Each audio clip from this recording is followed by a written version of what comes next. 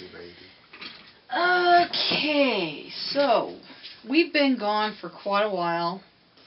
Kind of had a lot of stuff going on.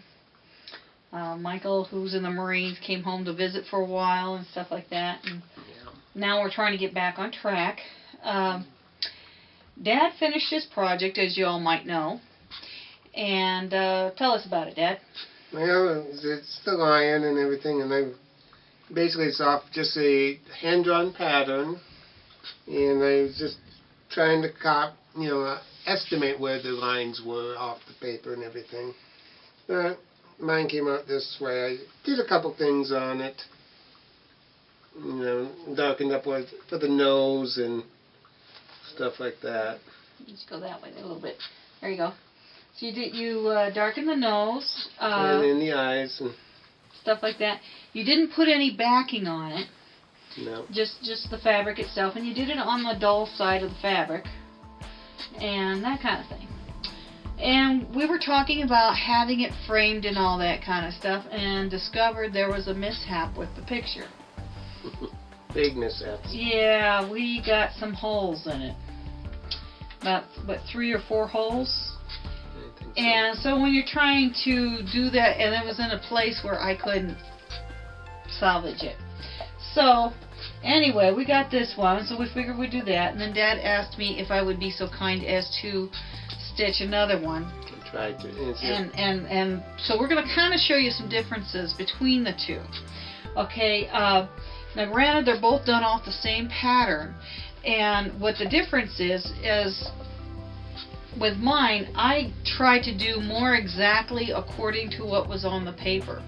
Now granted, in some areas it was very hard because as any artist knows, you do a lot of these little lines, and so there's like 5 or 6 lines in that small space, and you just can't get them all in there. So I tried to do as many as I possibly could, and I tried to do it as exactly as the picture itself was, so that you can see that, you can use it as a guideline, which is what Dad did.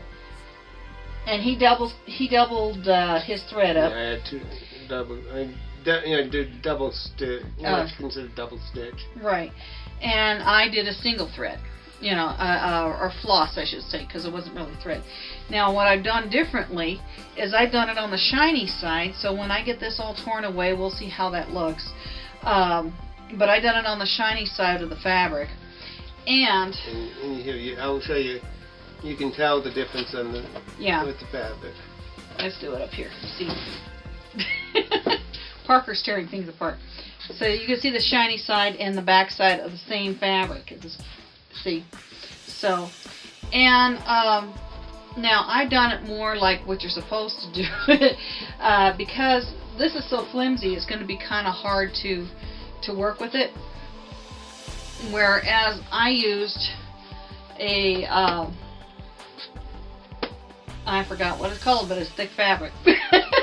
Interfacing. I used some interfacing, and I stitched it onto that. And what makes it nice is because when I go to pull those threads tight, it's not going to gather. I bet your fabric kind of gathered as you were working. Yes, it gathered quite a bit. And even with the hoop on the materials taut, it still gathered. It gathered a lot. Where with this, it keeps it from gathering. Kind of makes the fabric keep its form. So and our concept was to once this is done, it's going to be a pretty picture. So we want to frame it and stuff. So you want to make sure there's plenty of fabric all the way around, like this, to be able to frame it and stuff. And we'll be showing you how to frame that picture. So that's what our next step is going to be with this, and so we'll see how soon, hopefully by the time we get to do this for next week, I will have this ready for the framing. So, anything else? No, that's, differences, one, like I said, people do different ways. We gave it as the freehand drawing. It's up to the person. Yeah, it's up to you how you want your picture. How you want to conceive it. Like I said, our two are a little bit, they're similar, but they are different. Yeah.